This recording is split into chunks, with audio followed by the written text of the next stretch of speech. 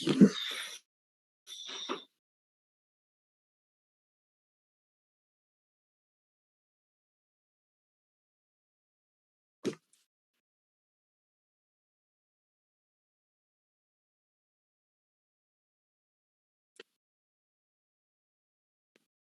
Morning.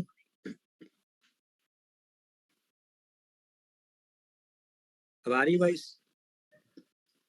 तो अभी तो बोल ही नहीं रहे थे, तो कहाँ से आएगी?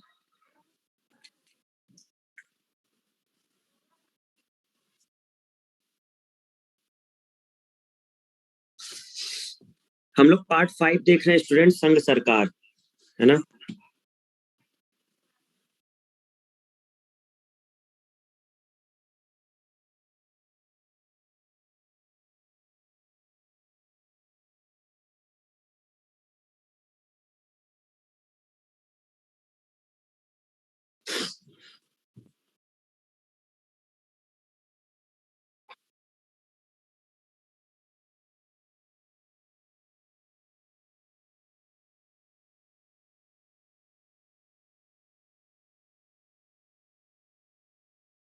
ठीक है, तो यूनियन गवर्नमेंट के बारे में हम लोग बात कर रहे थे।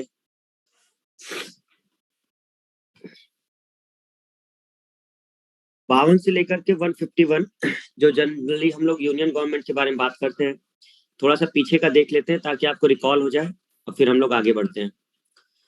इसमें हम लोगों ने क्या बात की थी कि हम लोग इसमें कार्यपालिका को देख रहे हैं, विधायिका लेजिस्लेटिव देख रहे हैं, न्यायपालिका देख रहे हैं और कैग देख रहे हैं। अभी हम लोग जो डिस्कशन कर रहे हैं वो केवल कार्यपालिका के बारे में कर रहे हैं। यानी कि अभी हमारा जो डिस्कशन चल रहा था वो राष्ट्रपति से रिलेटेड। अगर हम अपने कार्यपालिका को देखें तो हमारे इसमें राष्ट्रपति शामिल हैं, उपराष्ट्रपति हैं, महान्यायवादी हैं, प्रधानमंत्री। इसका मतलब सबसे पहले हम लोग कंप्लीट करेंगे राष्ट्रपति को। जब राष्ट्रपति कंप्लीट हो जाएंगे तो फिर हम कंप्लीट करेंगे उपराष्ट्रपति को। जब ये कंप्लीट हो जाएंगे तब हम प्रधानमंत्री वाला पढ़ेंगे, और उसके बाद फिर हम पढ़ेंगे महान्यायवादी। और जैसे ही हम इन 4 लोगों के बारे में पढ़ लेंगे तो हमारा कार्यपालिका कंप्लीट हो जाएगा। क्लियर है? फिर उसके बाद हम लोग चलेंगे विधायिका, यानी कि आपका संसद के ऊपर, जिसमें लोकसभा, राज्यसभा ये सब आएगा, और राज्यों की जो आएंगी वो सब देखेंगे। फिर हम लोग हाई कोर्ट, सुप्रीम कोर्ट जो भी होंगे उनके बारे में आगे देखते रहेंगे। और फिर ये महालेखा नियंत्रक और परीक्षक जो होते हैं। राष्ट्रपति में हमने आपको कुछ आर्टिकल्स बताए थे, 52 से लेकर करीब 62 तक हम लोग डिस्कस किए थे। जल्दी से इसको रिकॉल कर लो आप लोग, ठीक है। थोड़ा सा जैसे हमने 52 में बात किया आपसे, तो क्या कहा था? भारत का एक राष्ट्रपति होगा, ठीक है ना, और ये पद खाली नहीं रहेगा। उसके कार्यकाल के दौरान ही एक अगले राष्ट्रपति को हमें सिलेक्ट करना होता है। कहाँ से लिया गया? तो ब्रिटेन से।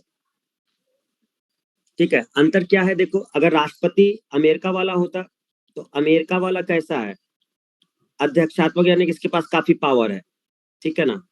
और हमारे यहाँ जो है वो एक्चुअल में उतना वास्तविक पावर नहीं है, नॉमिनल हेड है। और ब्रिटेन से अगर कंपेयर करोगे तो ब्रिटेन का जो राष्ट्रपति है वो आपका, यानी कि राष्ट्रपति क्या कहोगे, हेड ऑफ स्टेट, तो वो अंशानुगत है। जबकि हमारे भारत में वो कैसा है? गणतंत्रात्मक है, निर्वाचित होता है। तो ये कुछ पॉइंट्स आपके पीछे के थे। 53 में हमें क्या बताया गया था? जो भी कार्यपालिका शक्तियां हैं वो सारी की सारी राष्ट्रपति में निहित होती हैं, और अपने अधिकारों का जो इसको प्रयोग करना होता है वो अपने उसके नीचे जो भी अधिकारी होंगे, चाहे वो मंत्रिमंडल हो, पीएम हो, उनकी मदद से वो करता है। तो 53 हमें कहता है कि कार्यपालिका शक्ति राष्ट्रपति के पास होती है, देश की जितनी भी है। इसके बाद अगर हम लोग देखते हैं स्टूडेंट, 54 और 55 में क्या बोला गया था? तो 54 में बोला गया था कि एक निर्वाचक मंडल होगा। निर्वाचक मंडल की जब हमने बात की थी स्टूडेंट, तो निर्वाचक मंडल का मतलब था कि इस निर्वाचक मंडल कौन इनको सिलेक्ट करेगा। तो सिलेक्ट करने वाली बात आई थी कि लोकसभा और राज्यसभा के जो निर्वाचित सदस्य होंगे वो, और जो राज्यों की विधानसभा होगी उनके निर्वाचित सदस्य, मनोनीत नहीं, और विधान परिषद के सदस्य इसमें भाग नहीं लेते। तो और दिल्ली और पुदुचेरी 2 केंद्र शासित प्रदेश है जिसके विधानसभा के सदस्य जो निर्वाचित होते हैं वो भाग लेते हैं। तो टोटल मिला के अगर समझो तो इसके निर्वाचक मंडल में कौन है? राष्ट्रपति के निर्वाचक मंडल में, तो इनके निर्वाचक मंडल में राज्यसभा है, लोकसभा है और विधानसभा है, ठीक है। अब लोकसभा, राज्यसभा ये सब निर्वाचित है, मनोनीत कोई भी नहीं होगा। और साथ में 2 केंद्र शासित प्रदेश हैं केवल, दिल्ली और पुदुचेरी। तो इतने लोग निर्वाचक मंडल में, ये 54 में बताया गया। 55 में हमें क्या बताया गया कि इनकी जो निर्वाचन प्रणाली है वो कैसी होगी? तो निर्वाचन प्रणाली हमने आपको बताया था, एकल संक्रमणीय आनुपातिक पद्धति। एकल संक्रमणीय आनुपातिक पद्धति, यह हमने बोला था आपसे, एकल संक्रमणीय आनुपातिक पद्धति। तो 54 में निर्वाचक मंडल की बात हुई है, 55 में उनके इलेक्शन की बात हुई कि कैसे वो सिलेक्ट किए जाएंगे। 56 में हमें क्या बात होती है, इनके कार्यकाल के बारे में, जो 5 वर्ष का इनका टेन्योर है उसके बारे में। और अगर इससे पहले खाली हो जाता है तो भी जो नया राष्ट्रपति आएगा वो अगले 5 साल के लिए आएगा, ना कि बचे हुए के लिए। जो इस्तीफा देना होता है वो आप समझ गए हैं कि वाइस प्रेसिडेंट, अगर वो खाली है तो फिर सीजेआई, फिर सीनियर मोस्ट जज को दिया जाता है। ध्यान रखिएगा, कभी भी राष्ट्रपति का चुनाव स्थगित नहीं होता। भले ही, देखो ये कैसा पॉइंट है, इसको एक समझ लो। जैसे सपोज करो कि हम लोग कहते हैं कि राज्यसभा के लोग पार्टिसिपेट कर रहे हैं, लोकसभा के लोग पार्टिसिपेट कर रहे हैं, प्लस विधानसभा इसके पार्टिसिपेट कर रहे हैं, राज्यों की जो विधानसभा है, और प्लस दिल्ली और पुदुचेरी, इतने लोग पार्टिसिपेट कर रहे हैं। यहाँ के देखो, राज्यसभा, लोकसभा, राज्यों की विधानसभा और दिल्ली और पुदुचेरी के जो निर्वाचित सदस्य, ये लोग पार्टिसिपेट करते हैं। लेकिन सपोज करो कि किसी भी एक राज्य की अगर विधानसभा भंग है, तो मतलब उस राज्य की विधानसभा चली नहीं रही। भाई सारे 28 राज्य के लेने हैं ना आपको, और कोई भी एक राज्य की भंग है, सपोज केरल की या किसी की भी, तो फिर तो वो पॉइंट उठा देंगे ना कि भाई निर्वाचक मंडल में तो हमको भी शामिल हो रहा है, तो राष्ट्रपति के पद जो निर्वाचन है उसको रोक दिया जाए। नहीं रुकेगा, तो ये स्थगन नहीं हो सकता। कोई अगर ये कह दे कि हमारे राज्य में लोकसभा मतलब विधानसभा भंग है, नहीं कर सकते आप, ऐसा नहीं है। तो राष्ट्रपति का निर्वाचन नहीं रुकता। निर्वाचक मंडल अगर अपूर्ण है तो भी राष्ट्रपति का चुनाव स्थगित नहीं हो सकता। ठीक है ना, तो ये आपको थोड़ा सा ध्यान रखना है। चलिए, तो 56 में हमारी ये बात हुई थी। 57 में हमारी क्या बात हुई है कि एक ही राष्ट्रपति दोबारा निर्वाचित हो सकता है, री इलेक्शन किया जा सकता है। ऑब्वियस सी बात है, राजेंद्र प्रसाद जी दोबारा चुने गए हैं, आपने देखा है, 50 में भी और फिर 62 में भी। तो ये होता है कि दोबारा चुने जा सकते हैं। 58 में हमें क्या कहते हैं, राष्ट्रपति पद की योग्यता, ये आप देख चुके थे। ठीक है, 59 में हमें क्या कहा जाता है कि वही जब वो अपने पद पर बैठ जाएं, मतलब ये तो वो है।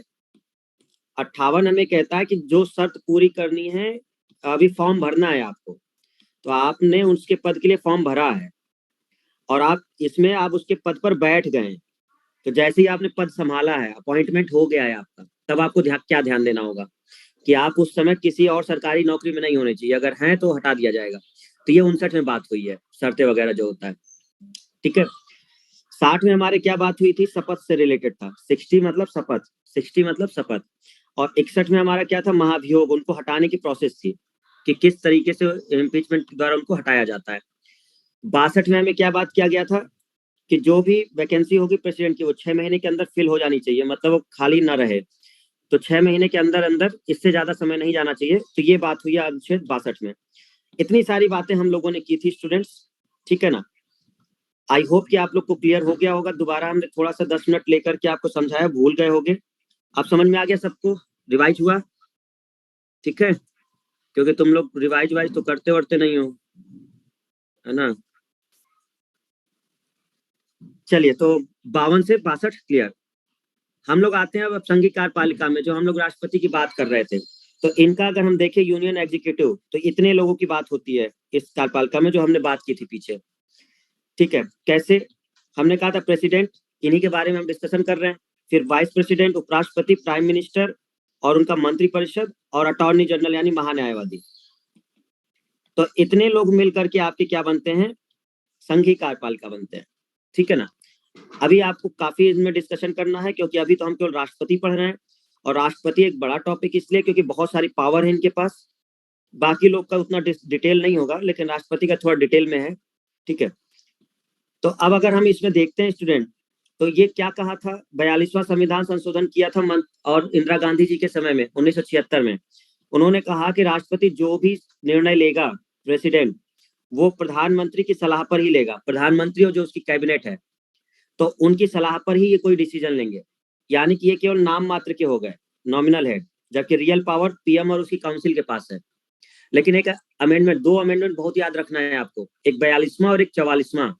ये दोनों बहुत बेहतरीन अमेंडमेंट है, क्योंकि 42वां जो किया गया है इंदिरा गांधी जी के, उन्होंने अपने पावर का दुरुपयोग किया है, इंदिरा गांधी जी ने जब उस समय रही है, बहुत गलत तरीके से जो भी उनके प्रावधान थे उसको प्रयोग किया गया है उसमें। और उसी को हटाने के लिए मोरारजी देसाई जी ने लाया था 44वां अमेंडमेंट एक्ट 1978।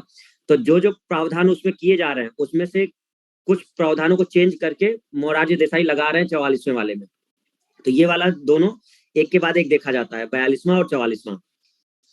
तो 44वें में उन्होंने क्या किया, उन्होंने कहा कि ठीक है चलो राष्ट्रपति सलाह लेगा, लेकिन अगर वो उसको लगता है कि इसको पुनर्विचार के लिए भेजा जा सकता है तो बिल्कुल वो मंत्रिपरिषद को वापस पुनर्विचार के लिए भेज सकता है। जबकि इंदिरा गांधी के इसमें ये नहीं था, वो कहते हैं कि राष्ट्रपति को मानना ही होगा जो भी वो कहेंगे।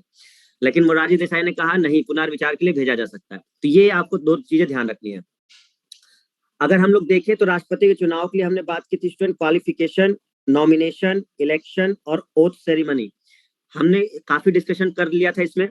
वैकेंसी के बारे में हमने बात की थी कि जब भी अगर आप कोई पोस्ट लेंगे तो पहले वैकेंसी देखनी होगी। तो वैकेंसी आप देख सकते हैं, 5 साल का कार्यकाल पूरा हो गया और राष्ट्रपति की डेथ हो गई हो और स्वयं इस्तीफा दे दिया हो या उसको हटा दिया गया हो, वैकेंसी मिली तो अब आपको फॉर्म भरना है। क्वालिफिकेशन आपकी क्या है, भारत के नागरिक होने चाहिए, 35 वर्ष पूरी होनी चाहिए और लोकसभा का सदस्य चुना जाने योग्य होना चाहिए और लाभ के पद पर न हो, यानी कोई सरकारी नौकरी ना हो। हमने देखा था इसके बाद जब क्वालिफिकेशन आपने पूरा कर लिया तो नॉमिनेशन प्रक्रिया थी आपकी। नॉमिनेशन में क्या था कि नॉमिनेशन में कौन पार्टिसिपेट करता है, तो एक इलेक्टोरल कॉलेज होता है, निर्वाचक मंडल। ये जो निर्वाचक मंडल होता है हमने बताया था कि उसमें एमपी और एमएलए भाग लेते हैं। प्रेजेंट में अगर देखें तो 776 आपके एमपी हैं और एमएलए 4120 हैं। किसी को भी अगर इस पद के लिए उठना है, फॉर्म भरना है, तो उसको 50 प्रस्तावक चाहिए होंगे जो साइन कर सके उसके फॉर्म पर कि ठीक है हम आपके साइन कर रहे हैं राष्ट्रपति के लिए। 50 और कौन चाहिए जो उसका अनुमोदन करे, समर्थन, तो टोटल 100 लोग चाहिए। 1997 से पहले ये 10-10 थी, यानी कि 1997 से पहले केवल 10 लोग चाहिए थे जो साइन करने थे और 10 लोग चाहिए थे जो आपके नाम को स्वीकृत करें, यानी कि टोटल 20 ही लोग चाहिए थे। जबकि 97 के बाद, जब 97 में ये चेंज हुआ और 50-50 कर दिए गए, 50 साइन वाले चाहिए और 50 आपके अनुमोदन वाले चाहिए। उसके बाद जब आपका ये मिल जाएगा तो आपको 15,000 रुपए सिक्योरिटी डिपॉजिट करनी पड़ेगी आरबीआई में। और ध्यान रखना होगा कि जो टोटल वोट आपको डाले गए हैं, अगर उसका 1/6 आपको मिलता है तो आपकी जमानत राशि जब्त हो जाएगी। लेकिन अगर आपको इससे ज्यादा मिल जाता है तो आपकी जमानत राशि आपको मिल जाएगी 15,000। क्लियर है। हम जब निर्वाचक मंडल की बात करते हैं तो निर्वाचक मंडल में हमने एमपी और एमएलए की बात की। एमपी और एमएलए का मतलब हो गया है कि संसद से कौन आएंगे, एमपी आएंगे। और जब हम राज्य से बात करेंगे तो यहाँ से कौन आएंगे, एमएलए आएंगे। लेकिन ध्यान ये रखना है कि ये दोनों इलेक्टेड होने चाहिए, चाहे वो लोकसभा के हो चाहे राज्यसभा के हो। तो ये सभी इलेक्टेड मेंबर ही इस इलेक्टोरल कॉलेज के मेंबर होते हैं।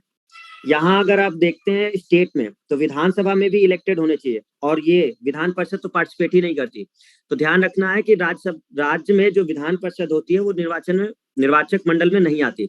एक संशोधन किया गया था 70वां 17, उसके द्वारा दिल्ली और पुदुचेरी को इसमें सदस्य मंडल में शामिल कर लिया गया था। ठीक है। और इसमें विधानसभा बनाने का क्या प्रोसेस था, 69वां संशोधन हुआ था। तो पहले दिल्ली और पुदुचेरी में एक विधानसभा लाई गई थी 69th में, और फिर 70वें वाले में इनके विधानसभा के निर्वाचित सदस्यों को भी निर्वाचक मंडल में शामिल कर लिया गया। तो इस तरह से हमने देखा कि जो इलेक्टोरल कॉलेज है निर्वाचक मंडल, उसमें 776 आपके एमपी हैं और 4120 आपके एमएलए हैं। अब ये आगे देखा जाएगा 2026 के बाद अगर कोई संख्या चेंज होती है तो, क्योंकि उसके पहले तक तो जो भी चीजें हम ले रहे हैं 1971 की जनगणना के अकॉर्डिंग ले रहे हैं।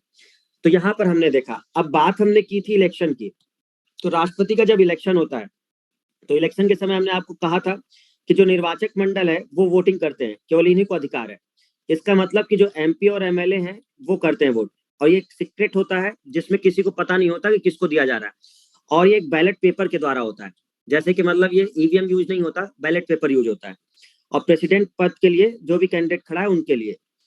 यहाँ पर आपको ध्यान देने वाली बात ये थी स्टूडेंट कि एमएलए जो होते हैं उनके वोट की वैल्यू देखी जाती है, और एक एमएलए की वोट की वैल्यू एक नहीं होती, ये डिपेंड करता है उस राज्य पर और उस राज्य की जनसंख्या पर। जिस राज्य की जनसंख्या अगर हमें देखने को मिलती है, पॉपुलेशन ज्यादा है, तो ऑब्वियस सी बात है उसके वोट की वैल्यू ज्यादा होगी। तो अगर कभी क्वेश्चन आता है कि क्या एमएलए के वोट का जो मूल्य है वो बराबर है, तो आप कहेंगे नहीं, वोट का मूल्य बराबर नहीं होता, वो राज्य पर डिपेंड करता है, सबका अलग अलग है। कैसे निकालते हैं, जिस भी राज्य के एमएलए का आपको वैल्यू निकालना है तो उस स्टेट की टोटल पॉपुलेशन ले लीजिए 1971 वाली। 1971 का जो आप पॉपुलेशन लेंगे उसमें भाग दे दीजिए आप किसका, जो विधानसभा में टोटल सदस्य होंगे उससे। जैसे दिल्ली है तो दिल्ली की जो भी जनसंख्या होगी 1971 के हिसाब से, और उसमें 70 जो उसमें होंगे विधायक, उसको भाग दे दीजिए और फिर उसके बाद 1000 से भाग दे दीजिए, ये उस एक विधायक की वैल्यू आ जाएगी उस राज्य की। क्लियर है? इसका मतलब हम ये देखेंगे कि सबसे ज्यादा जो मत वैल्यू होगी वो यूपी की होगी, क्योंकि जनसंख्या भी हमारी ज्यादा है और उसी हिसाब से है आपका। तो सबसे ज्यादा अगर किसी राज्य के विधायक की वैल्यू है तो वो यूपी के एक है। अगर हमने आपको बताया था कि 208 होती है, अगर कोई भी यूपी का एक विधायक अगर मत डालता है तो उसके वोट की वैल्यू 208 लोगों के बराबर है। क्लियर है? तो ये संख्या एमएलए की कहां से कहां तक जाती है? 7 से 108। मतलब जो सबसे कम वाला होगा वो 7 वोट वाला है, मतलब 7 वैल्यू है उसकी, और जो सबसे ज्यादा है वो 208 है। लेकिन अगर एमपी का आप देखेंगे, मेंबर ऑफ पार्लियामेंट, तो मेंबर ऑफ पार्लियामेंट में एक एमपी की जो वैल्यू आती है मत की वो 708 आती है। हमने आपको निकालना बताया था ये सब चीजें। जैसे अगर हम लोग देखें यहाँ पर कि एमएलए के वोट तो आपने देख लिया था कि टोटल ये वैल्यू आई थी, फिर जब एमपी का निकालना था तो एक एमपी के वोट की वैल्यू की ये जो टोटल वैल्यू है ये सारे विधायकों का निकाल करके उसको भाग देना था आपको जो सांसद थे उनके नंबर से। तो कुल विधायकों का मत मूल्य ये जो ऊपर संख्या थी और 776 थे, तो ये 708 आ गया था। यानी कि एक एमपी के जो वोट की वैल्यू है वो 708 है, जबकि हमारे जो एमएलए की थी वो वेरी कर रही थी। तो एमएलए के वोट की वैल्यू वेरी करेगी, लेकिन एमपी के जो वोट की वैल्यू वो 708 है। ये आपको थोड़ा सा ध्यान रखना है, ठीक है ना? इसके बाद अगर हम देखते हैं कि कोई भी राष्ट्रपति कब बनेगा, तो राष्ट्रपति तब बनेगा जब उसको एक मिनिमम क्राइटेरिया पूरा करना होता है। उस मिनिमम क्राइटेरिया को कहते हैं इलेक्टोरल कोटा। इलेक्टोरल कोटा का मतलब अगर इससे नीचे वो मत पाता है तो वो राष्ट्रपति नहीं बनेगा। तो एक फिक्स होता है कि एक इलेक्टोरल कोटा, एक वैल्यू रखी जाती है जिससे ऊपर ही उसको प्राप्त करना है, या वो वैल्यू भी अगर मिल जाए तो भी। जैसे अगर इलेक्टोरल कोटा 5 है तो 5 तो उसको चाहिए ही होंगे वोट, नहीं तो राष्ट्रपति पद के लिए नहीं होगा, फिर वो प्रक्रिया चलती रहेगी। 5 से अगर कम है तो वो वैसे भी नहीं बनना, वो प्रक्रिया चलती रहनी है। तो वो जो मिनिमम वैल्यू है उसे इलेक्टोरल कोटा कहते हैं।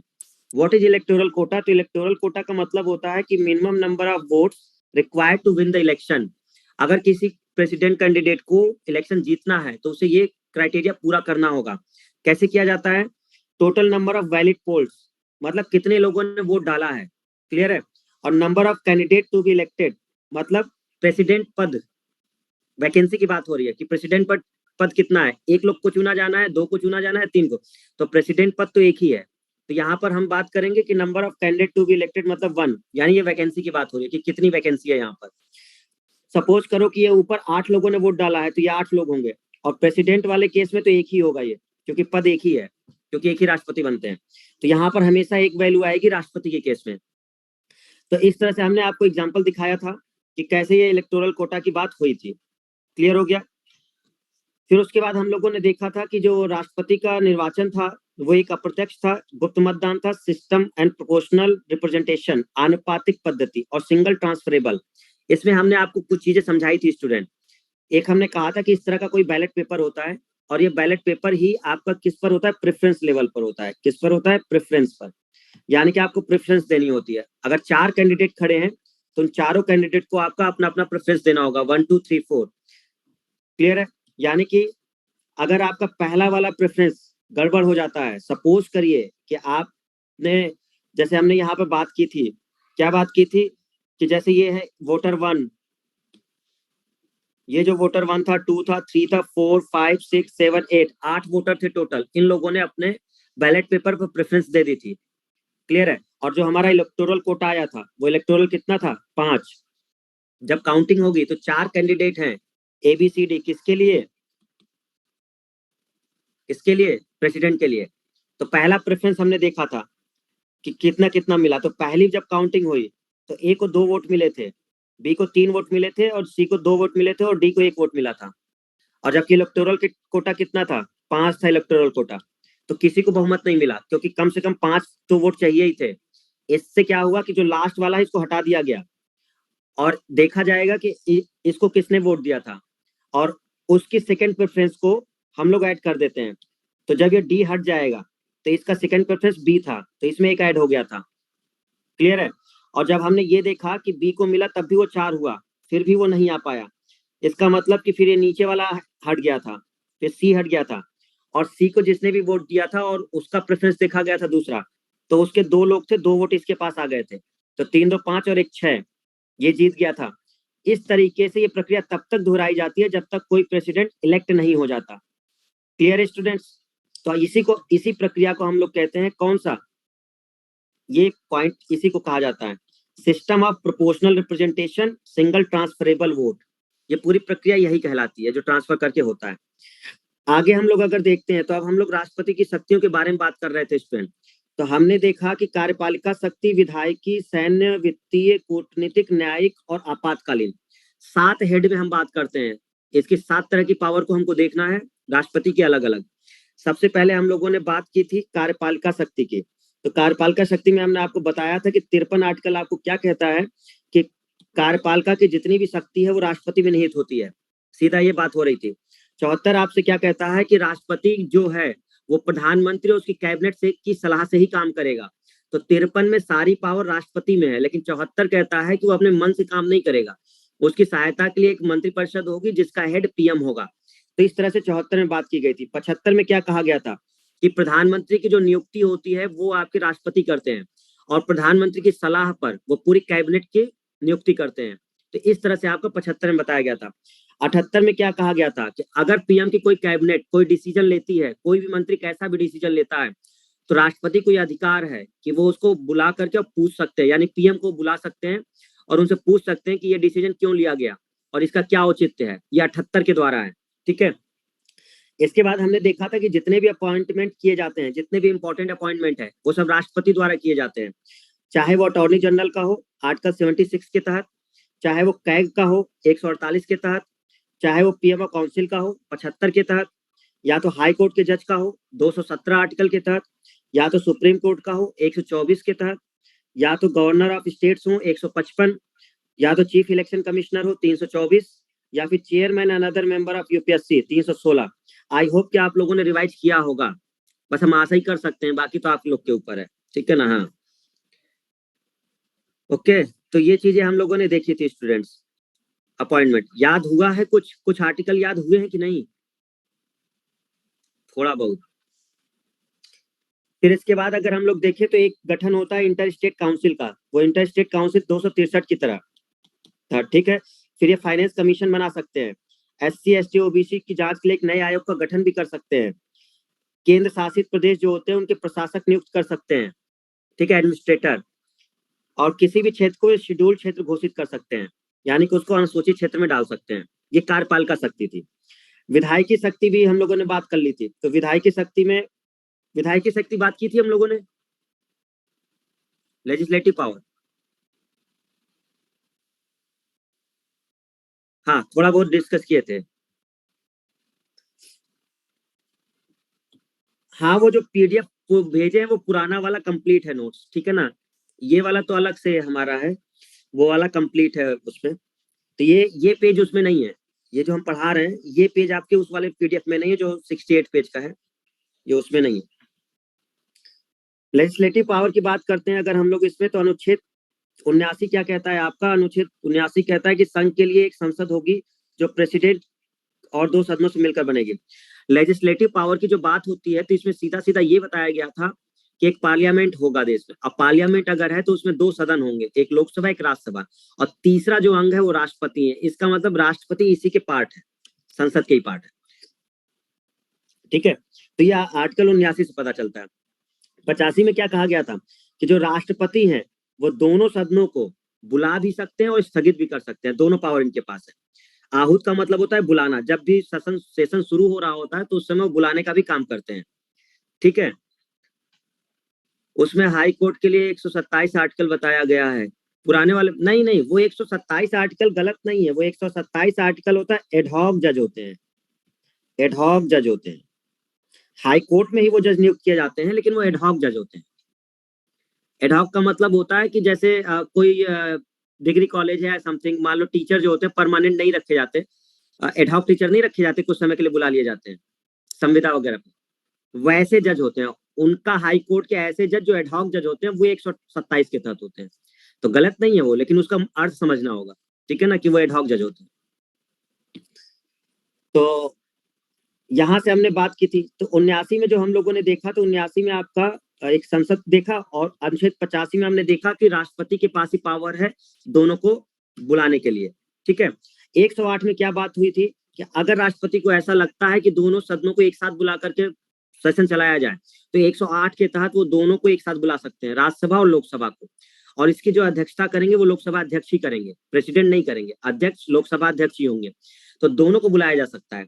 तो 79 के तहत आपकी संसद देखने को मिलती है, 85 में आप देख रहे हैं कि वो सत्र बुला सकते हैं, और 108 में अगर वो चाहें तो दोनों के कंबाइंड सेशन को बुला सकते हैं। ठीक है ना। अनुच्छेद 111 में वो क्या कहते हैं कि कोई भी जो भी कानून आपको बनाना है, जैसे आपने कोई बिल पास कर दिया है, कोई बिल आप संसद में लेकर आए हैं, बिल लेकर आप आए, लेकिन वो तब तक कानून नहीं बनेगा जब तक राष्ट्रपति उस पर साइन ना कर दे। तो राष्ट्रपति के साइन के द्वारा ही वो आपका कानून बनेगा, ये अनुच्छेद 111 कहता है। 123 आपके पास क्या कहता है कि राष्ट्रपति के पास अध्यादेश जारी करने की शक्ति है। देखो अध्यादेश क्या होता है, ऑर्डिनेंस एक पावर होती है राष्ट्रपति के पास। एग्जाम्पल समझ लो, कृषि कानून बिल, ये अध्यादेश के द्वारा ही लाया गया था। जब संसद नहीं चल रही होती है और उस समय कोई विशेष जरूरत होती है कोई कानून बनाने की, तो राष्ट्रपति इस पावर का उपयोग करते हैं और वो एक ऑर्डिनेंस जारी कर देते हैं। एक्चुअल में क्या होता है कि बिल वगैरह संसद में लाया जाता है, लेकिन जब ऐसा कुछ नहीं होता तो 123 की आर्टिकल का प्रयोग करके राष्ट्रपति कर सकते हैं। तो जब कोरोना चल रहा था उस समय तो संसद नहीं चल रही थी, तो इसी का पावर का यूज करके उन्होंने किसी कानून बिल को पास करवा दिया था। क्लियर है। तो ये चीजें आपको देखना है। ओके, तो ऑर्डिनेंस जो जारी करने का वो है वो 123 में है, ध्यान रखिएगा। तो जैसे किसी कानून बिल को अगर आप याद रखेंगे तो आपको थोड़ा सा ध्यान रहेगा उसमें। आर्टिकल 80 क्या कहता है, आर्टिकल 80 कहता है कि राष्ट्रपति जो राज्यसभा के 12 सदस्यों को नॉमिनेट करते हैं, तो जो मनोनीत सदस्य हैं 12, उनको नॉमिनेट जो करते हैं वो राष्ट्रपति ही करते हैं। और ये किन क्षेत्रों से आते हैं, साहित्य, कला, विज्ञान, समाज सेवा, इन क्षेत्रों से जो होते हैं उनको ये अपॉइंट करते हैं। ठीक है।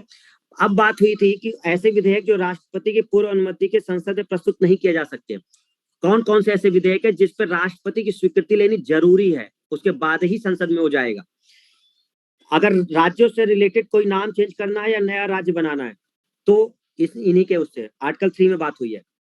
धन विधेयक, कोई बिल मनी से रिलेटेड है, मनी बिल 110 के अकॉर्डिंग, तो भी राष्ट्रपति की स्वीकृति पहले चाहिए। अगला है भारत की संचित निधि में से व्यय करने, मतलब अगर सरकार को चाहिए, जैसे पीएम है उनकी कैबिनेट चाहती है कि कुछ पैसा हमें चाहिए हमारे खजाने से, तो ये राष्ट्रपति की स्वीकृति चाहिए होगी तभी ऐसा होगा। तो एक तो राज्यों से रिलेटेड कोई चेंज होना है तो या तो मनी बिल है, तो या तो एक एडवांस मनी कह लीजिए, या कुछ जरूरी काम के लिए सरकार को पैसा चाहिए, तो राष्ट्रपति की स्वीकृति पहले चाहिए होगी। ठीक है ना, ये चीजें हमें देखने को मिला था। अब आते हैं स्टूडेंट हम लोग फाइनेंस पर। यहां तक हम पीछे बात कर चुके थे, तो आज हमने आपको थोड़ा सा रिवाइज कराया जिससे आपको पीछे की चीजें क्लियर हो जाएं। ठीक है ना। अब आज हम लोग देखते हैं इनकी वित्तीय पावर। दो पावर हमने देख ली है, कार्यपालिका और लेजिस्लेटिव। चलिए, तो थर्ड पावर हम लोग देखते हैं इनके, फाइनेंशियल पावर। ठीक है, फाइनेंशियल पावर के बारे में आप जरा समझिएगा क्या क्या इनके पास है। देखो दो बिल होते हैं, एक बिल है मनी बिल जिसको बोलते हैं धन विधेयक, जिसको बोलते हैं धन विधेयक। ठीक है, और दूसरा जो बिल होता है उसे बोलते हैं वित्तीय।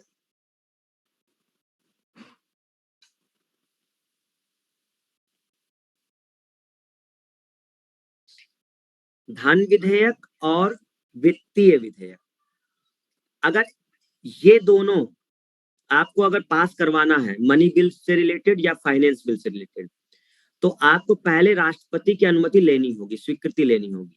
ये फाइनेंशियल पावर है राष्ट्रपति के पास कि आप उनकी अनुमति के बिना मनी बिल या फाइनेंस बिल संसद में नहीं ला सकते।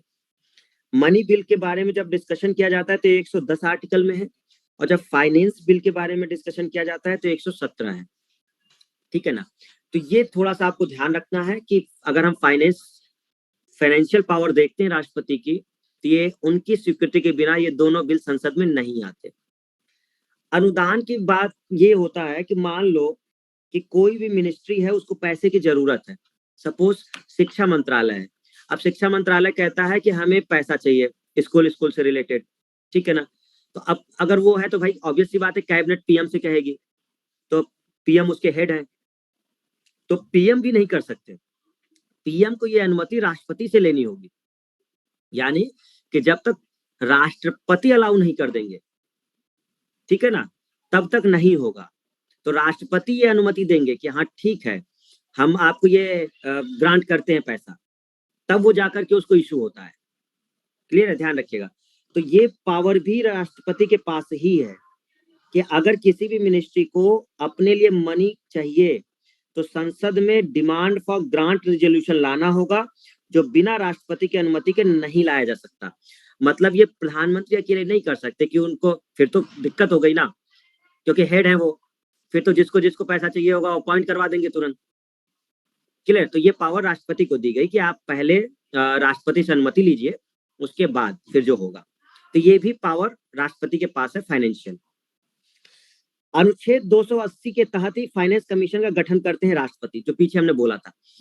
तो फाइनेंस कमीशन जो है, वित्त आयोग, जिसको वित्त आयोग कहते हैं, इस वित्त आयोग का जो गठन है वो राष्ट्रपति के द्वारा ही कराया जाता है आर्टिकल 280 के तहत। इसका मेन काम क्या होता है कि जो टैक्स है ना, जो रेवेन्यू वगैरह है, जैसे केंद्र के पास कौन सा रेवेन्यू आएगा और स्टेट के पास कौन सा रेवेन्यू आएगा, इन दोनों के बीच जो रेवेन्यू का बंटवारा है, वो रेवेन्यू का बंटवारा करने का काम ये वित्त आयोग देखता है।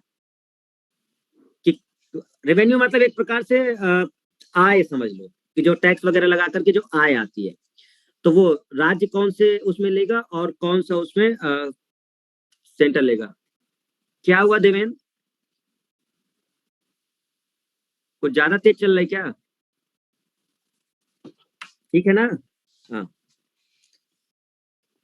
तो वो पीछे इसलिए तेज चल रहे थे क्योंकि वो तो रिवीजन था, है ना। तो हमने देख लिया स्टूडेंट्स कि अगर मनी बिल की बात करते हैं या फिर फाइनेंस बिल की बात करते हैं, तो ये दोनों भी बिना प्रेसिडेंट की अनुमति के नहीं आएगा। अगर हम किसी भी मिनिस्ट्री को अगर हमें पैसा चाहिए तो वो भी पहले राष्ट्रपति से अनुमति लेनी होगी।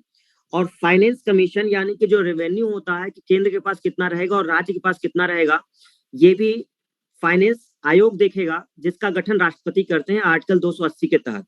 ठीक है। 281 क्या कहता है, जस्ट उसके बाद का ही आर्टिकल है कि ये जो वित्त आयोग का गठन किया गया है, जो फाइनेंस कमीशन का गठन किया गया है, उसकी सिफारिशें संसद के प्रत्येक सदन के समक्ष रखवाना राष्ट्रपति का काम है। मतलब होता क्या है, देखिए बहुत सिंपल है कि राष्ट्रपति ने क्या किया कि एक फाइनेंस कमीशन का आयोग का गठन कर दिया। अब वो ये कहते हैं कि हमने आपका गठन इसलिए किया है कि आप ये डिसाइड करें कि रेवेन्यू कैसे आना है, और वो जो रेवेन्यू आएगा, कौन सा रेवेन्यू केंद्र के द्वारा होगा और कौन सा रेवेन्यू राज्य के द्वारा होगा। क्लियर है? ये 280 के तहत गठन कर दिया। तो अब वो अपना काम चालू कर दिया, वित्त आयोग के जो मेंबर हैं, जैसे ही वो अपना काम चालू करेंगे तो वो कुछ रिपोर्ट तो देंगे ना, कि देखिए ये ऐसी ऐसी चीजें हैं, ये केंद्र के अधीन रहेगा, ये राज्य, मतलब अपनी रिपोर्ट दे रहा है वित्त आयोग कि ऐसे ऐसे रेवेन्यू आएगा। तो ये संसद में रखने का काम या उसको सबके सामने प्रस्तुत करवाने का काम राष्ट्रपति है। खुद नहीं करते हैं, लेकिन वो उनकी अनुमति से होता है। मतलब वो जो भी सिफारिश करेगा वित्त आयोग, उसके में राष्ट्रपति की मतलब रहेगी अनुशंसा कि हाँ ठीक है, हमारी तरफ से ये हो रहा है। तो 281 में ये बात की गई है। आगे अगर देखते हैं हम लोग, तो अगर देखो सडनली अगर किसी पैसे की जरूरत हो जाती है, मान लो जैसे सपोज करो, होता नहीं है कि बार बार आप कह रहे थे कि सर हमारा जो अर्थव्यवस्था है वो गिर जा रहा है, जैसे कोरोना काल है या समथिंग है। अब कोरोना काल वगैरह में क्या होता है कि रेवेन्यू वगैरह घट गया है, सब कुछ हो गया। अब सरकार को तुरंत पैसा चाहिए किसी भी काम के लिए, अब उसके पास पैसे की कमी हो रही है, तो वो एक फंड होता है सरकार में ही, जिसको आकस्मिक फंड कहते हैं, आकस्मिक निधि या कंटेंजेंसी, ये बोलते हैं कंटेंजेंसी फंड। जो अगर कोई दिक्कत आती है तो अचानक से अगर कुछ जरूरत पड़ती है तो इस फंड से पैसा लिया जा सकता है। तो आर्टिकल 267 में हमारे इस आकस्मिक निधि के बारे में चर्चा की गई है कि अगर सरकार को लगता है कि उसके पास पैसा नहीं हो पा रहा, उसको अचानक से जरूरत पड़ गई है किसी विशेष काम के लिए, तो वो राष्ट्रपति से कह सकता है। ठीक है। तो राष्ट्रपति से अगर वो कहेगा तो राष्ट्रपति क्या करेगा कि इसकी अनुमति दे देगा। तो राष्ट्रपति अगर अनुमति दे देते हैं तो पैसा पीएम को मिल जाएगा या उनकी कैबिनेट को मिल जाएगा, जो सरकार हमारी चल रही होगी। तो इसके लिए भी राष्ट्रपति की ही अनुमति लेनी होगी आपको। तो जो भी आकस्मिक निधि एक बनाया जाता है इमरजेंसी टाइप का, कि अगर कभी जरूरत पड़ जाए तो ये मदद की जा सकती हो, तो इसके लिए भी राष्ट्रपति के अनुमति की जरूरत पड़ती है। और ये जो कंटिजेंसी फंड है ये 267 के तहत, याद रखना है आर्टिकल 267 के तहत ये आकस्मिक निधि के बारे में चर्चा है। डिटेल में पढ़ना होगा तो आराम से पढ़ लेना इसके बारे में। तो ये वो फंड है जब जरूरत पड़ती है तो राष्ट्रपति की अनुमति से सरकार को दे दिया जाता है, ठीक है ना। अच्छा, 112 आर्टिकल 112 आपके बजट के बारे में बताता है। जो यूनियन बजट पेश किया जाता है तो वो union budget annual financial statement है।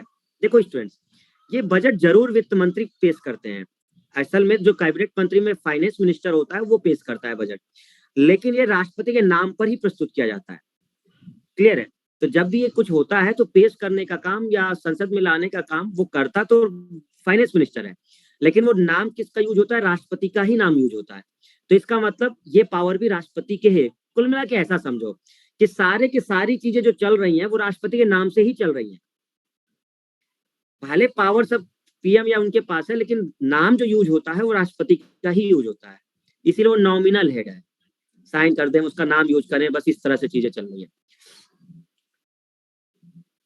तो इस तरह से आपको चीजें ध्यान रखनी है। तो 112 में ये बात की गई है, तो राष्ट्रपति के नाम से ही प्रस्तुत किया जाता है वित्त मंत्री द्वारा, ठीक है ना। आपको ध्यान रखना है स्टूडेंट्स। तो हमने क्या देखा, हमने कुछ पावर्स देखी राष्ट्रपति की, किसमें, फाइनेंशियल पावर। जल्दी से इसको 5 मिनट में रिवाइज कर लो सब लोग। एक मनी बिल और फाइनेंस बिल, अगर दोनों अगर लाने हैं संसद में तो बिना राष्ट्रपति की अनुमति के नहीं आएगा।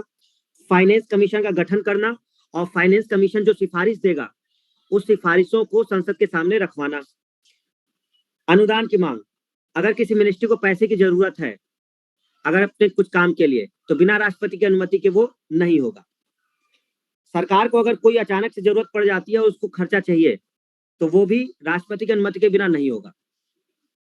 जो एनुअल बजट पेश होता है वित्त मंत्री के द्वारा वो राष्ट्रपति के नाम पर ही होता है। हेलो, ठीक है।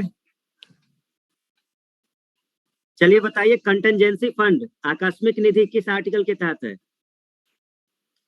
आकस्मिक निधि किस आर्टिकल के तहत है? अरे 2-4 लोग और लोग सामने आ जाओ भैया, लगे कि किसी को पढ़ा रहे हैं। सब तो सब छुप के बैठ जाते हो हैं?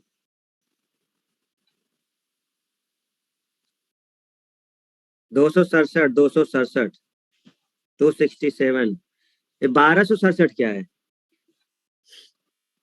अच्छा, एक टाइप हो गया होगा, ओके। ठीक है, चलिए। तो आपने देख लिया स्टूडेंट्स, ओके। तो हम लोगों ने इनकी लेजिस्लेटिव पावर देख ली, वेरी गुड। आते हैं डिप्लोमेटिक पावर, कूटनीतिक। जो इनकी डिप्लोमेटिक पावर है स्टूडेंट, राजनीतिक शक्ति, ठीक है ना।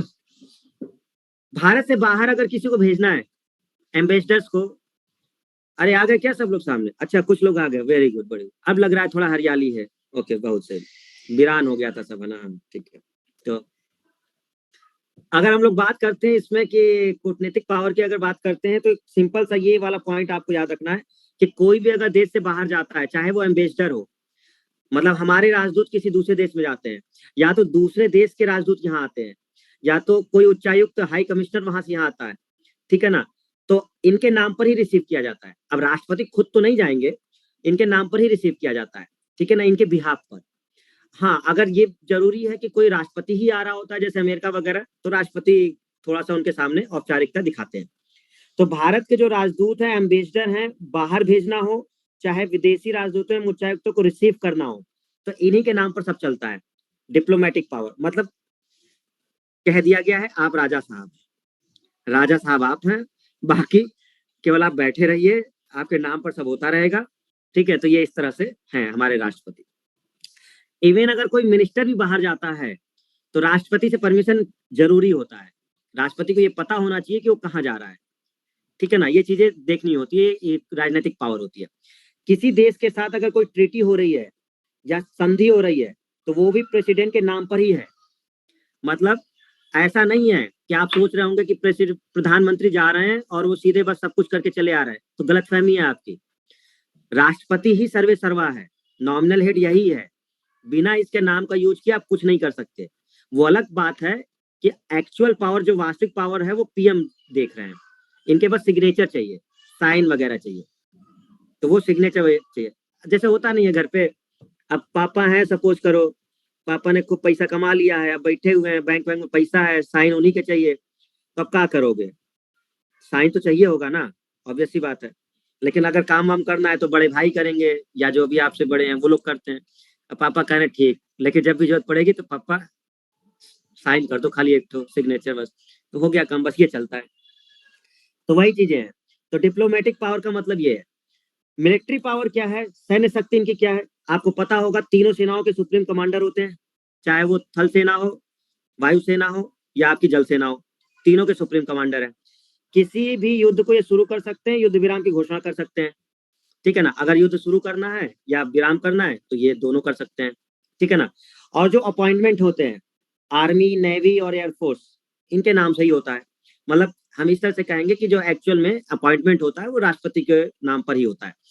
तो राष्ट्रपति उसको देखते हैं कि ठीक है, ये देखते क्या है, इनके पास फाइल आती होगी, साइन कर देते होंगे, ठीक है जाओ अपॉइंटमेंट हो गया। बाकी जो है वो बाकी तो गवर्नमेंट ही देख रही होगी। तो ये इनके उससे चलता है सब। जुडिशियल पावर बहुत इंपॉर्टेंट है, ये थोड़ा सा टॉपिक बड़ा है जुडिशियल पावर वाला। तो अभी आपको हमने देखा स्टूडेंट्स, जल्दी से आपको हम देख लेते हैं। मकसद ये है कि आप याद करते रहो और पढ़ते रहो और सब चीजें भूले ना। फाइनेंशियल पावर देख लिया, डिप्लोमेटिक देख लिया, मिलिट्री देख लिया। क्या हम ये सोचे कि ये तीनों अभी तक आपको समझ में आ गया? फाइनेंशियल, मिलिट्री और डिप्लोमेटिक, ठीक है, ओके। आते हैं जुडिशियल पावर, न्यायिक शक्ति, बड़े ध्यान से समझना इसको, ठीक है। राष्ट्रपति सार्वजनिक विषयों पर सुप्रीम कोर्ट की एडवाइस ले सकते हैं। सुप्रीम कोर्ट, हाई कोर्ट के न्यायाधीशों की नियुक्ति, महान्यायवादी की नियुक्ति। देखिए बहुत सिंपल समझिए, अगर राष्ट्रपति को जरूरत पड़ती है कि कोई ऐसा मैटर फंस गया है जिसपे उनकी बुद्धि काम नहीं कर रही, राष्ट्रपति की बुद्धि काम नहीं कर रही, तो क्या कहेंगे, चलो कोई बात नहीं, सुप्रीम कोर्ट वाले हैं ना, तो जो सुप्रीम कोर्ट के चीफ जस्टिस होंगे या उनसे उनसे वो सलाह ले सकते हैं कि बताइए इस मामले में हमें क्या करना है। और ये बात हुई है आर्टिकल 143 में। तो आर्टिकल 143 हमें ये कहता है कि अगर राष्ट्रपति को जरूरत है किसी मामले पर, तो वो सुप्रीम कोर्ट के चीफ जस्टिस की हेल्प ले सकते हैं, या जो भी जज होंगे उनके सिटिंग, उनसे वो एडवाइस ले सकते हैं। तो ये 143 में बात हुई है हमारी। अब आते हैं क्षमादान की शक्ति। तो राष्ट्रपति की जो क्षमा शक्ति है ना, ये बड़ी इंपॉर्टेंट है और इनसे क्वेश्चन बनते हैं, इसलिए बड़ा ध्यान से समझना इसको, कोशिश करेंगे आपको चीजें जल्दी क्लियर हो जाए, ठीक है ना। अनुच्छेद 72 में जो आर्टिकल 72 है, इस आर्टिकल 72 में राष्ट्रपति को क्षमादान की शक्ति प्रदान की गई है। और राष्ट्रपति क्षमा करने से पूर्व गृह मंत्रालय की सलाह जरूर लेते हैं। मतलब ये है कि राष्ट्रपति के पास क्षमादान की शक्ति तो है, लेकिन ये एडवाइस लेंगे गृह मंत्रालय की। तो होम मिनिस्ट्री इनको एक एडवाइस करती है कि किसको क्षमा करना है, किसको नहीं करना है, क्योंकि एक्चुअल में पूरी जानकारी राष्ट्रपति के पास थोड़ी ना होगी, क्योंकि ये सारे अधिकार होम मिनिस्ट्री के पास होते हैं। पुलिस हो गई, और ये जो सेंट्रल लेवल पे हो गए, जो भी देखना होता है, किसी की नियुक्ति करना है ना, एडमिनिस्ट्रेशन देखना है, तो गृह मंत्री देखते हैं ना, गृह मंत्रालय देखता है। तो जब भी राष्ट्रपति को ऐसा कोई डिसीजन लेना होता है तो वो होम मिनिस्ट्री की हेल्प जरूर लेंगे। सिंपल से ये समझिए, ठीक है ना। तो होम मिनिस्ट्री जिसको रिकमेंड कर देती है या समथिंग हो, तो ऑब्वियस सी बात है वो चीजें चलती हैं। 5 तरह की पावर दी गई है राष्ट्रपति को। अगर हम आर्टिकल 72 को पढ़ें, आर्टिकल 72 को, तो आर्टिकल 72 के तहत अगर हम देखें तो राष्ट्रपति को 5 तरह की पावर दी गई है इस क्षमादान से रिलेटेड। पहली पावर देखिए क्या दी गई है, लघुकरण, कम्यूटेशन बोलते हैं। कम्यूटेशन का मतलब होता है सजा की प्रकृति को बदलते हैं किंतु समय नहीं बदलते। इसका क्या मतलब हुआ कि फांसी की सजा दी गई है, फांसी की सजा दी गई है तो कायदे से फांसी हो जाना चाहिए, लेकिन अगर राष्ट्रपति चाहे तो उस फांसी की सजा को आजीवन कारावास में बदल देंगे। ये पावर है। अगर किसी व्यक्ति को फांसी की सजा दी गई है और राष्ट्रपति के पास वो मामला जाता है, तो राष्ट्रपति चाहे तो उस फांसी की सजा को खत्म करके उसको आजीवन कारावास कर देंगे। या तो फिर अगर 10 साल की कठोर सजा दी गई है तो उसको वो 10 साल की साधारण सजा बदल सकते हैं। क्लियर है? देखो, समय नहीं बदला है, समय नहीं कम होता, प्रकृति बदल जाती है, नेचर बदल जाता है। जैसे कठोर सजा थी, अब उसको साधारण कर दिया जाएगा। कठोर का मतलब बहुत हार्ड वर्क करवाया जाएगा। तो उन्होंने कहा ठीक है 10 साल तक ही तुम्हारी सजा रहेगी, लेकिन हार्ड नहीं रहेगी, साधारण रहेगी, नॉर्मली तरीके से करिए। और फांसी की सजा अगर है तो अब फांसी आपको नहीं मिलेगा, लेकिन रहोगे जेल में ही, आजीवन जेल में रहिए, लेकिन फांसी नहीं दी जाएगी। तो ये प्रकृति बदलना होता है, समय नहीं चेंज हुआ है। इसको कहते हैं कम्यूटेशन पावर, लघुकरण। ओके स्टूडेंट्स, क्या कम्यूटेशन क्लियर हुआ? कुसुम, अनुज, ज्योति, देवेंद्र, मीनू, राफिया, विवेक, पुष्पा, हेमा, सत्यजीत, कम्यूटेशन क्लियर हो गया ना? सजा की प्रकृति नहीं बदलेगी, सजा की प्रकृति बदलेगी, समय नहीं बदलेगा। ठीक है ना? सजा की प्रकृति बदलेगी, समय नहीं बदलेगा। दूसरा है रिप्रीव। रिप्रीव क्या होता है? रिप्रीव का मतलब होता है प्रविलंबन। प्रविलंबन समझिए क्या है? मृत्यु दंड को कुछ समय के लिए रोक लगाना। मतलब अगर कुछ ऐसा लगता है कि भैया तुरंत मृत्युदंड नहीं देना है, तो राष्ट्रपति के पास पावर है, वो कह देंगे भैया रोक दो, अभी कुछ समय के लिए रोक दो। क्या कर दो? कुछ समय के लिए रोक दो। हेलो,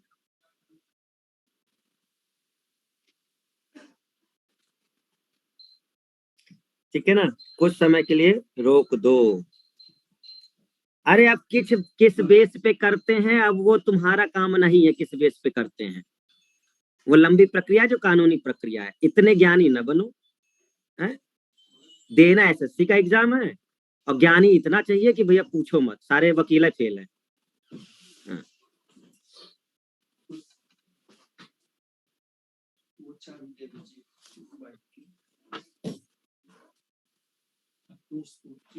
अपने पास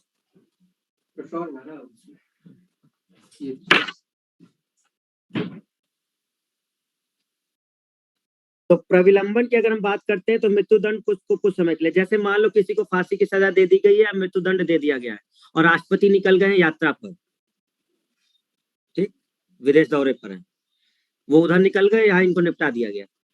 तो अब मतलब कुछ समय के लिए कुछ तो होगा, तो राष्ट्रपति अपनी इस पावर का प्रयोग कर सकते हैं, प्रविलंबन का। ऐसा है, जब तक हम ना लौटे तब तक मृत्युदंड मत दे देना इनको, हम लौट के आकर देखेंगे कि मतलब क्या है। तो इस तरह की पावर यूज की जाती है उस समय।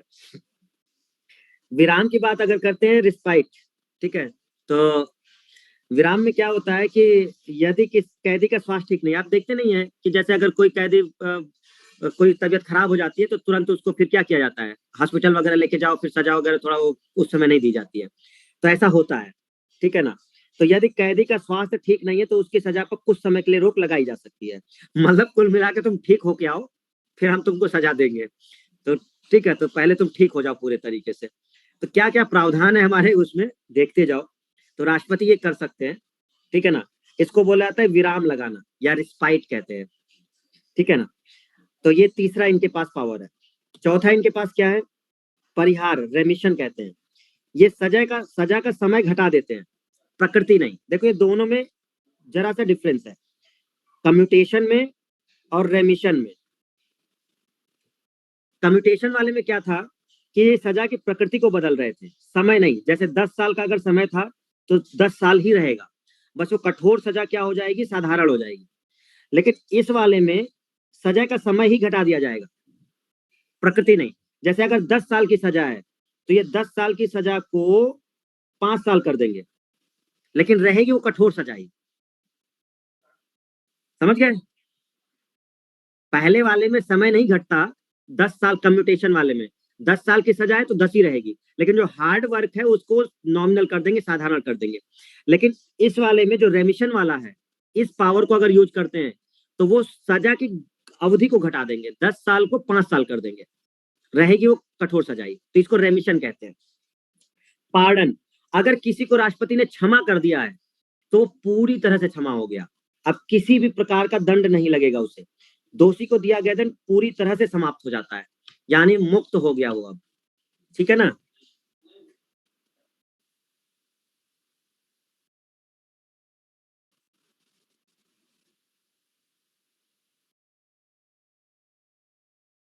हाँ, जो भी कार्यकारी होगा उसको पावर तो होगी। ऐसे 3 हमारे राष्ट्रपति कार्यकारी हुए हैं बीच में, है ना, जो एक्चुअल उसमें नहीं है, लेकिन वो जैसे एक तो जज ही हो गए थे, सुप्रीम कोर्ट के सिटिंग जज थे, वही राष्ट्रपति हो गए थे। ठीक है ना। तो कार्यकारी होते हैं, उनको भी पावर रहती है। कठोर सजा में खाली पत्थर नहीं तोड़ते हैं। कठोर सजा में केवल पत्थर नहीं तोड़ा जाता, और भी बहुत सारी चीजें होती हैं। ठीक है। तो हमने देखा कम्यूटेशन पहला, दूसरा रिप्रीव, तीसरा विराम, चौथा रेमिशन, पांचवा पार्डन। लघुकरण में क्या होता है, सजा की प्रकृति बदलते हैं किंतु समय नहीं घटाते। कहने का मतलब कि फांसी की सजा को आजीवन कारावास या 10 साल की कठोर सजा को 10 साल का साधारण, ये कम्यूटेशन में होता है। जबकि रेमिशन में, परिहार में समय घटा दिया जाएगा, 10 साल की कठोर सजा को 5 साल का कठोर सजा कर दिया जाएगा रेमिशन में। ठीक है।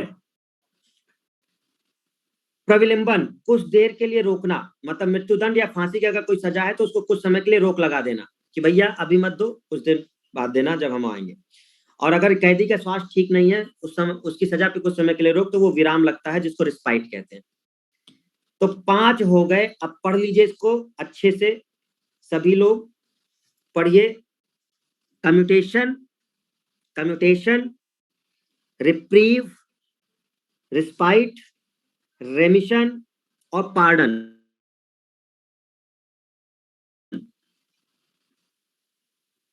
कम्यूटेशन, रिप्रीव, विराम यानी रिस्पाइट, और रेमिशन और पार्डन। चलिए बताइए कौन सी ऐसे शक्ति है पार्डन की प्रेसिडेंट के पास, जिसमें वो सजा की प्रकृति नहीं बदलते समय घटा देते।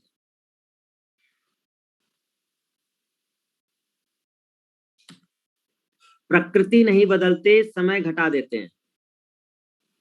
मतलब 10 साल है तो उसको 5 साल कर देंगे, लेकिन कठोर सजा है तो कठोर ही रहेगी। रेमिशन, रेमिशन परिहार। अच्छा, किस वाले के तहत वो मृत्युदंड पे कुछ दिन के लिए रोक लगा सकते हैं?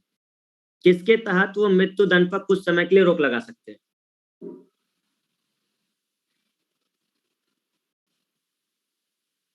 Reprieve, reprieve. ठीक है।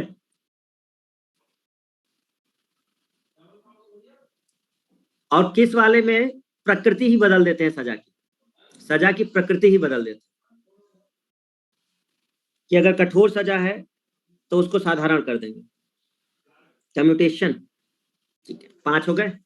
तो एक हो गया आपका कम्यूटेशन, दूसरा हो गया रिप्रीव, तीसरा हो गया आपका रिस्पाइट, चौथा हो गया आपका रेमिशन, और पांचवा हो गया आपका पार्डन। पार्डन में पूरी तरह से मुक्त कर देना। तो ये पावर थी इनकी जुडिशियल में। ठीक है। आर्टिकल 72 जो हमें ये चीजें समझा रहा है। ठीक है ना। और एडवाइस लेने की अगर बात आती है तो 143 के तहत। तो हमने ये इनकी न्यायिक शक्ति भी देख ली।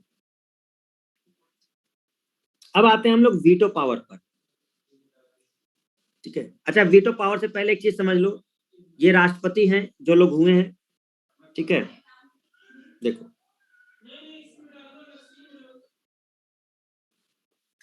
अब अगर इनमें देखोगे आप तो टोटल करीब करीब 14, जो 14वें चल रहे हैं वो रामनाथ कोविंद कोविंद चल रहे हैं। ठीक है ना। इसी में 3 कार्यवाहक हुए हैं। 3 जो हुए हैं वो कार्यवाहक हुए हैं, बीच में हुए हैं। जैसे वीवी गिरी 3 मई 1969 से 20 जुलाई 1969, मतलब ये यहाँ के आसपास। जाकिर हुसैन के बाद, क्योंकि 13 मई 1967 से 3 मई 1969, क्योंकि इनकी मृत्यु हो गई थी। तो अब इनकी जैसे मृत्यु हो गई जाकिर हुसैन की, तो इनके कार्यकाल में ही मृत्यु हो गई। अब कार्यकाल में मृत्यु हो गई तो पद खाली हो गया। तो पद खाली हो गया तो जब तक दूसरा नहीं चुना जा रहा तब तक एक कार्यवाहक को बनाया गया था। वो उपराष्ट्रपति पद पर थे। तो वीवी गिरी उस समय उपराष्ट्रपति पद पर थे।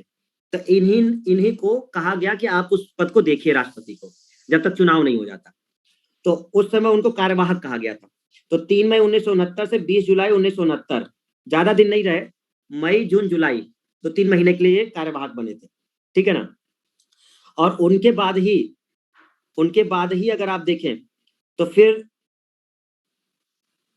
ये मोहम्मद हिदायतुल्लाह, देखिए वीवी गिरी रहे यहां तक, और इसके बाद हिदायतुल्लाह को बना दिया गया 20 जुलाई 1969 से 24 अगस्त तक, और जबकि ये मुख्य न्यायाधीश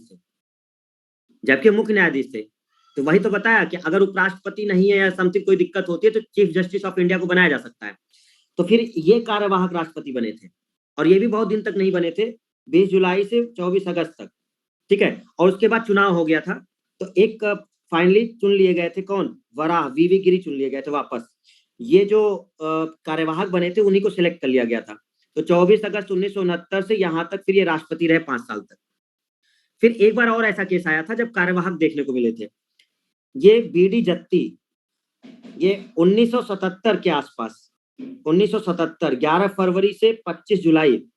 अब ये कौन सी डेट है आपकी, तो ये वाली डेट है, ये वाली, ठीक है।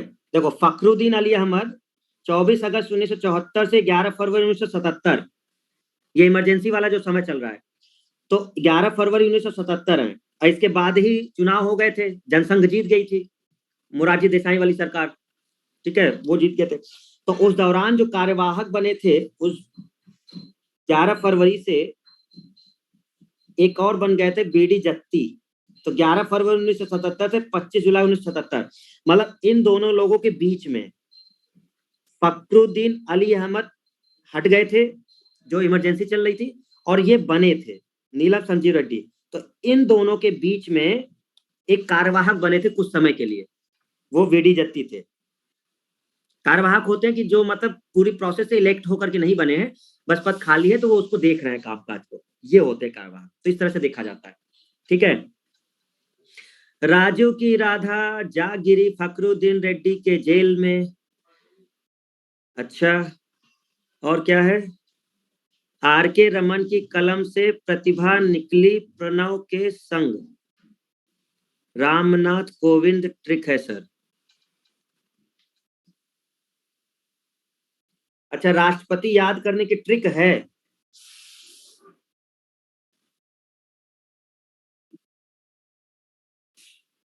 इस तरह की ट्रिक हम नहीं याद किया करते, ठीक है।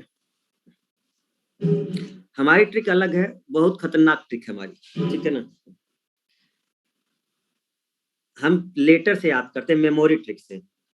जहां पर एक लिखा होगा उसका मतलब है कैंडल, मोमबत्ती, मोमबत्ती की तरह। जहां पर 2 लिखा होगा डक, डक मतलब बत्तख, तैर रही है, ठीक है। 3 जहां पे लिखा होगा तो 3 है हार्ट, दिल है। 4 जहां पे लिखा होगा वो चेयर है, समझो। कैंडल का मतलब, राजेंद्र प्रसाद जी बहुत गरीब उसमें थे, और फिर जब ये पढ़ाई कर रहे थे उस समय तो ना तो लैंप था ना कुछ था, तो ये मोमबत्ती में पढ़ा करते थे। तो पहले राष्ट्रपति राजेंद्र प्रसाद। डक, बत्तख कहाँ चलती है, पानी में चलती है, पानी में मतलब पल्ली, सर्वपल्ली। 3 मतलब हार्ट, 3 मतलब हार्ट, जिसका हार्ट टूट जाता है उसको कहते हैं जाओ भाई जा, जाओ जाओ, जाकर कुछ और कर लो, जाओ, दिल टूट गया है, जाओ कुछ और करो, जाकर, जाकर कुछ और करो। चौथा चेयर, चेयर टूट जाएगा तो गिर जाओगे, चेयर में 4 पैर, तो चेयर में 4 पैर, जैसे चेयर टूटेगी गिर जाओगे, गिरी। हाँ राधा कहाँ है, देवेन, ठीक है। तो अब कहानी इतनी बड़ी बड़ी है कि अब कितना याद रखा जाए, तो मतलब एक नेमोनिक टेक्निक होनी चाहिए जो मतलब लंबे समय तक रहे, भूल जाती हैं चीजें ना, तो हमारे अलग तरीके हैं, ठीक है। 6 का मतलब हॉकी से है, बता देंगे किसी दिन। 7 का मतलब आपका स्ट्रीट लैंप है, जो रोड पर लगी होती है। 8 का मतलब चश्मा है। 9 का मतलब बैलून है। 10 का मतलब बैट बॉल है। ठीक है। 5 का मतलब हुक है, फखरू, हुक फखरू, ठीक है, ऐसे है। तो अपने अपने तरीके हैं, जो जैसे याद कर सकता है, कोई बात नहीं, उसको हम किसी दिन बता देंगे आपको, ठीक है। चलिए, तो ये थोड़ा सा है, और इनके पढ़ने लायक इनकी चीजें हैं। ये वाली शीट हम आपको शेयर कर दे रहे हैं ना, क्योंकि वो जो मेन शीट है वो तो आप रखे रहिए, बाकी इनको इसको भी अपना देखते रहिएगा जो ये पढ़ा रहे हैं। तो आज हम लोग इतना ही रखते हैं। अभी हम लोग कितनी पावर देख लिए इनकी? Executive power, legislative, financial, diplomatic, judicial, है ना। एक बचा हुआ है इनका मेन पावर, जो बचा हुआ है वो है आपातकाल वाला, इमरजेंसी पावर। ये हम लोग कल डिस्कस करेंगे, ठीक है। इमरजेंसी काफी बड़ा लेक्चर है, कल शायद पूरा लेक्चर इमरजेंसी में चला जाएगा, क्योंकि वो तीनों तरह की लगती है। और मिलिट्री पावर भी हमने देखा था। तो क्लियर हुआ सबको? ओके, खत्म किया जाए क्लास, और पढ़ना है? ज्योग्राफिया और पढ़ना है? हाँ, और पढ़ना है। ज्योति, नहीं पढ़ना है, खत्म हो तुम बिल्कुल, ठीक। और देवेंद्र, तुम्हें पढ़ना है? हाँ, बाकी लोग ठीक है, चलो बस आज इतना ही रखते हैं। बाकी आप लोग काम करिए, और फिर मिलते हैं कल हम लोग। रिवाइज करते रहिए सब लोग। सर नोट्स किसमें से बनाए? अरे जो ओरिजिनल वाला है वो रखो, जो एक साथ है। बाकी हम जो ये पढ़ा रहे हैं तो इसको अपना कंबाइन करते रहो। वैसे मेन नोट की बात करें तो यही है जो हम पढ़ा रहे हैं, ये अपडेटेड है। ये बहुत सही तरीके से ट्रिक से बनाया गया है। वो तो जनरली लिख दिया था हमने, ऐसे ही नॉर्मल तरीके से लिख दिया था उसे। ये जो क्लास में हम पढ़ाते हैं वो आपका नोट्स अलग है, ठीक है ना। ये वाला मत बनाओ, ये सब अगर नोट्स बना लोगे तो मेरे नोट्स फैल जाएंगे ना हर जगह। कोई बात नहीं, तुम लोग वही वाला करो, ठीक है। फिर सारा नोट्स हमारा, देखो मेहनत हमारी तुम लोग कहीं फैला दोगे, है ना। हाँ। चलो कि कोई बात नहीं सर, हम साथ में नोट्स बनाते चलते हैं। वेरी गुड, ठीक है। Thank you everyone, thank you. मिलते हैं कल फिर वापस।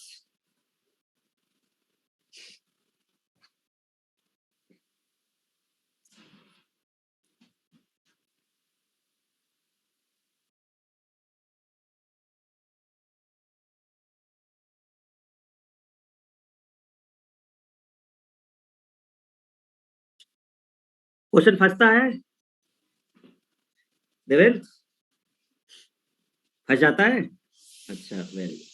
तो बहुत बढ़िया, फिर मजा आ रहा है, तो बहुत बढ़िया, ठीक है। तो